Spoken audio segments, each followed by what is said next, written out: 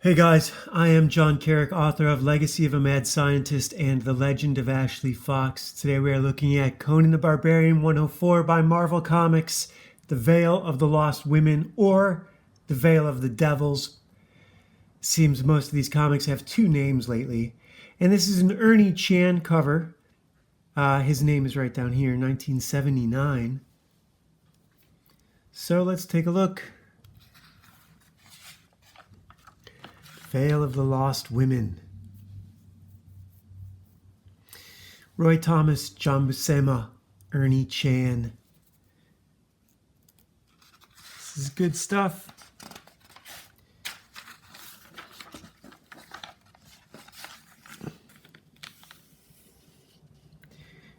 This is I suppose it would be called a voodoo ceremony if it were in the Dominican Republic or Haiti or Puerto Rico, but it is in sub-Saharan Africa. This white woman, Livia, is in the hut nearby, suffering from post-traumatic stress, to say the least. This woman brings in a plate of food and sets it down for her and gives her a very evil smile. I think it is important to acknowledge the Marvel method in the way that these stories were done. They were not done the way J. Scott Campbell and Andy Hartnell did Danger Girl, where they talked it over, went home, worked on it, talked it over the next day, went home, worked on it, talked it over face to face, hanging out with each other. It's not how this was done. John Buscema is given a couple-page outline at the beginning of the month. He goes away, draws some pages, sends them in, draws some more, sends them in. As he's doing this, I imagine Roy Thomas is scripting it as the pages come in, however many at a time, maybe all at once. But it's drawn first, and then the dialogue, then sense is made of it. This girl, Livia, may or may not have been, her plot may or may not have been discussed ahead of time. Roy Thomas might be winging this. But the way it's drawn, I suspect that the level of detail we give it is, I hope, the level of detail they gave it. This toad-like guy is the head of the village where she's captive. She can see him through the bamboo parts of her hut.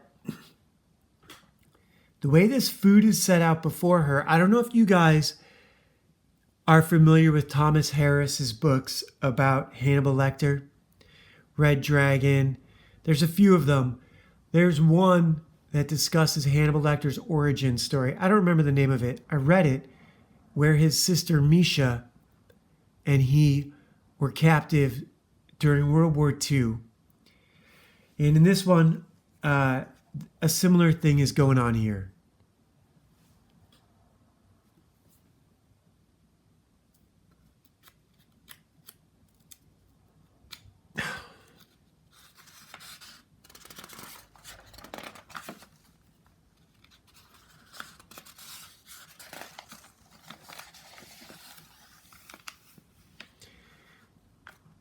Now she notices something is going on in the tribe. They're giving this guy a lot of respect, and in walks a white guy. A lot of this borrows from the Edgar Rice Burroughs stuff and the Robert E. Howard, Solomon Kane in Africa stuff.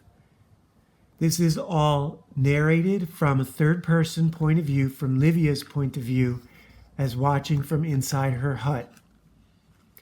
As Conan sits down to dinner with this tribe.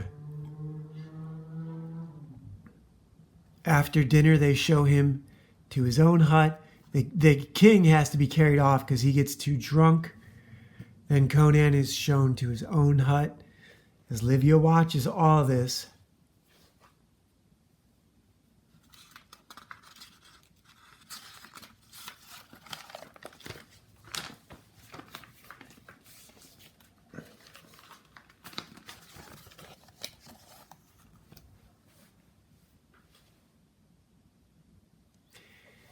she sneaks out past the sleeping guard, sneaks into Conan's hut, and he catches her, questions her, threatens her.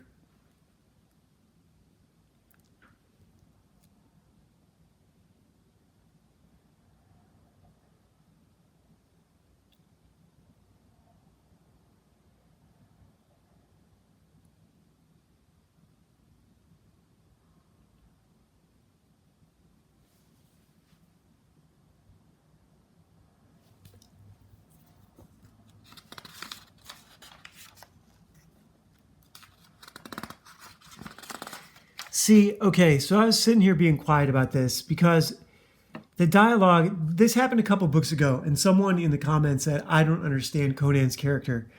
Every single issue is a little bit different. This one is told from a third person perspective, so it's a little bit like Rashomon, where we get she's the main character of this story. Conan threatens her a little bit. She tries to negotiate her freedom with her body. He tells her, I could have you if I wanted you. I could just threaten this guy and he would give you to me. So go back to your tent. Just be patient. And he also tells her he wouldn't rape anyone. And that's kind of important for what happens up ahead. Again, I believe the dialogue is being put in after the panels have been drawn. So Roy Thomas has to make it up as he goes, not John Buscema. Roy Thomas is the one failing at the dialogue here, not me. It's not that I don't understand the character. He certainly understands the character, and I get why he's doing this. It fits the plot. This is the part where the rubber meets the road when it comes to comic books. Comic books need a lot more shoehorning than a novel does. A novel could spend pages setting this up for what happens next. Because what happens next is out of character for Livia, who's the main character of this story. Conan doesn't do anything out of character.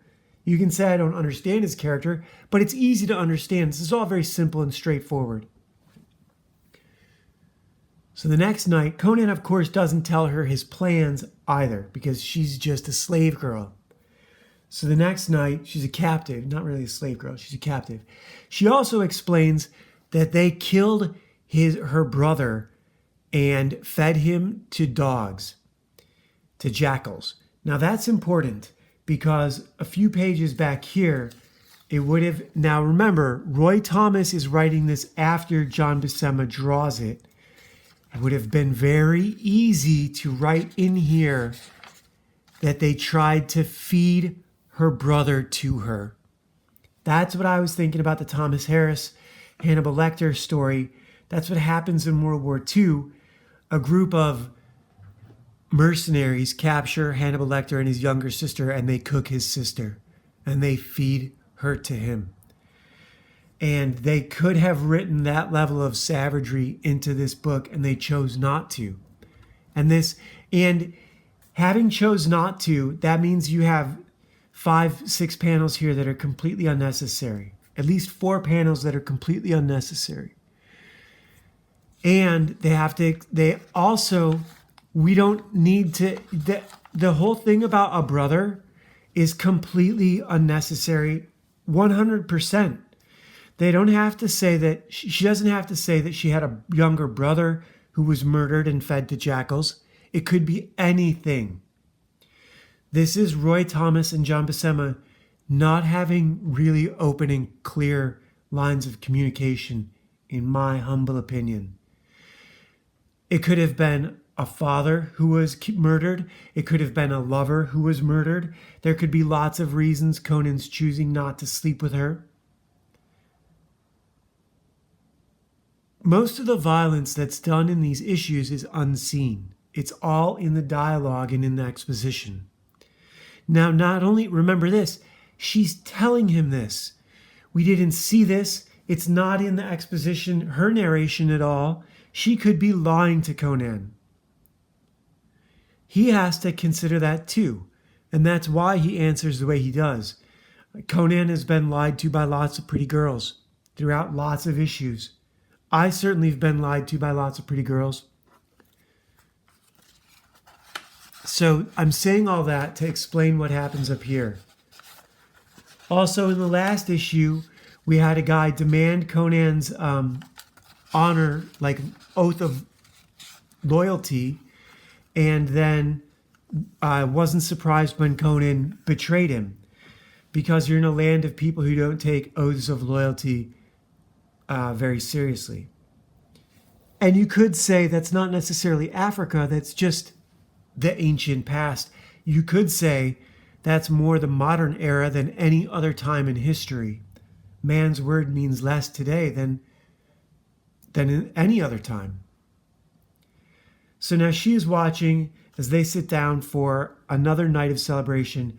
Conan has explained to her that they're going to raid this other tribe, and that after they do, he expects this fat glutton king to turn on him, and he's not going to wait for that. So his soldiers attack in the middle of the meal. They have a red wedding. So Conan, I mean, attacking in the middle of the meal is the ultimate betrayal, right? So this is a Conan who does not keep any sort of word. With good reason. He's amongst people whose word is worthless. This girl sees this and says, he's told me he won't rape me, but obviously he'll kill this guy when he's sitting down to dinner with him. How do I know he won't rape me? And she acts accordingly and flees, is terrified. This is great art. Now, you could have had Conan say a million different things to her. You could have had Conan say things that justify this and justify her fleeing. Or you could say, I don't understand what I'm reading. It all could be true at the same time. I don't, I would love to negotiate and litigate the finer points of plot in Conan comics. Most people would say, get a fucking life. There's better things to be done with your time. But for me, this is the sharp end of the knife. This is what I'm about. This is what I love. This is what I love about comics. You have a beautiful blonde girl in Africa. I mean, how is this not Jane, whatever her name is?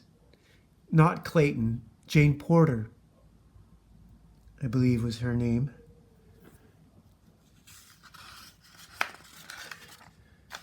And this girl in Africa, as Tarzan would tell you, the wild is just as savage as the people. So being on your own, her horse, in the narration, it says her horse flees for hours, carrying her throughout the jungle. Now, hours is a long time. In reality, it flees for what, 3 or 4 panels? 1, 2, 3, 4. And on the 5th panel, the horse bails. The horse does not die. The horse lives, and so does Livia. And now she's in this meadow of poppies. And these women, these drugged women, come out and set her on an altar. I don't know what's going on in Roy Thomas's personal life, but where this comic falls short is the massive exposition and dialogue. I could write a better version of this comic if you stripped out all the words. I promise you I could. It would make more sense, but I have the luxury of doing this 30 years later. I'm considerably older than Roy Thomas was when he wrote this. However, when he wrote this, he was already a far better comic writer than I will ever be. But with hindsight is 2020, etc., etc., I swear to you, I could do a better job writing Conan 104. This has too many plot holes that make for a less than perfectly smooth storyline. I could write it so that I would like it more.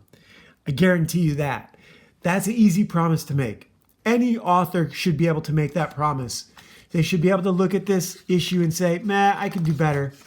I like the art. I could do better. And a lot of this is stolen from other Solomon Kane stories by Robert E. Howard. The monster, not quite so much, but the wings and everything, the being sacrificed to it by some weird cult in Africa, that's right out of Solomon Kane. But that's also right out of Lovecraft and Edgar Rice Burroughs, who did John Clayton. Isn't it funny that John Carter and John Clayton, their names are so close to each other? John Clayton being Tarzan. There's so many Tarzan adventures that are... And a lot of this is influenced by Edgar Bulwer Lytton's The Coming Race, which I did not read. I listened to on audiobook. These foundational works you guys should all listen to. You should all have listened or read Cervantes' Don Quixote. You should all have listened to or read the Iliad. The Odyssey, it's up to you. The Iliad is much more Conan. The Odyssey is much more, I would say, Edgar Rice Burroughs' Tarzan. It's a little more cartoony. The Iliad is more war, which is why I liked it more, I think. The Iliad is a true story, whereas the Odyssey is not. I guess is the way to say it. Historic fiction. Anyhow, Conan arrives at the last moment. He's been chasing her. Of course he had. He's not going to let that blonde girl go in a world of afros. No. He arrives just in time. The thing takes off with him in his clutches. He attacks it. It crashes back down to earth. He kills it, but it doesn't stay dead and flies off. And he helps her up. No sign of the women who drugged her with the magic poppies, right? They fled. And Conan explains to her, I told you I wouldn't rape you. Calm down. I'll take you home. I'll get you home. This is no place for you. And he knows that she's not Bellet, and she's not Red Sonja, and she's not Zenobia. He hasn't met Valeria yet, I believe, but I could be wrong. Valeria's introduction is Robert E. Howard's last Conan story. So I don't know exactly where that falls in the Marvel chronology. I suppose it doesn't matter.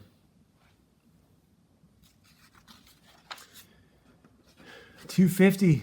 Price has gone up. They used to be $175.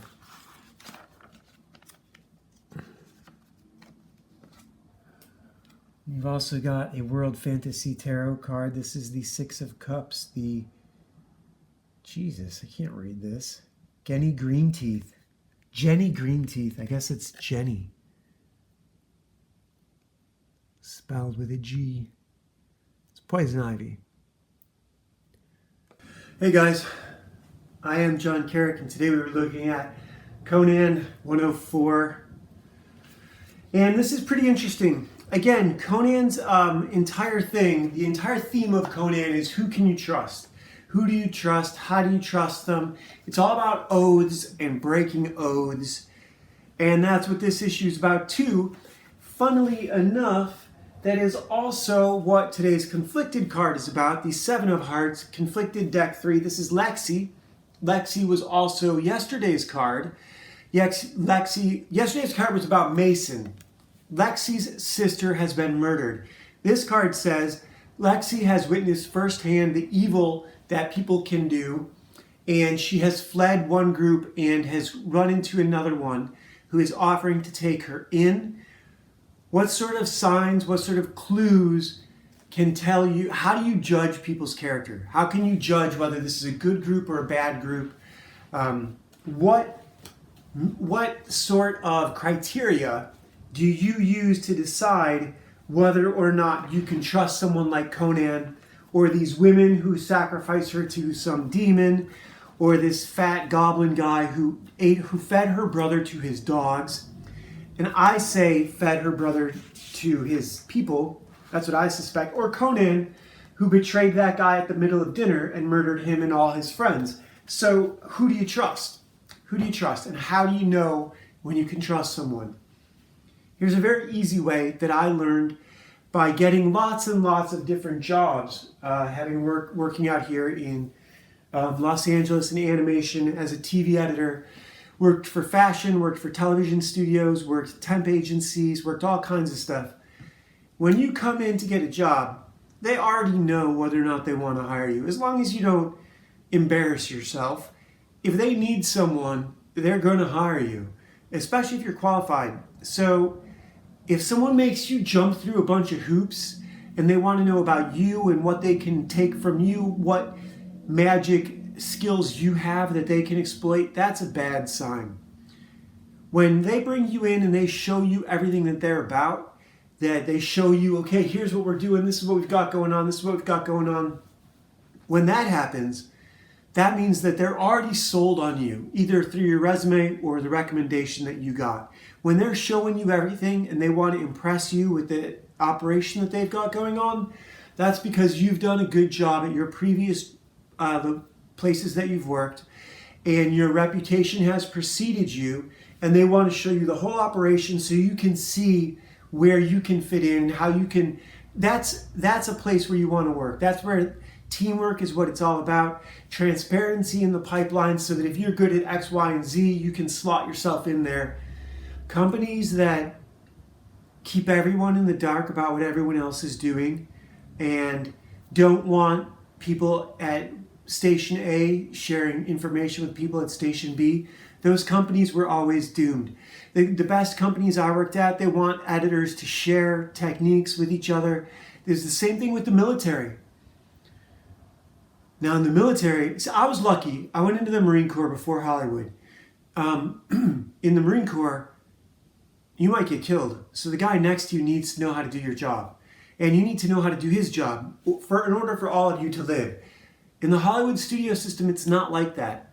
And the companies where it is like that have a much clearer understanding of what you're trying to do. Those are the companies where the sum of the whole is greater than the parts.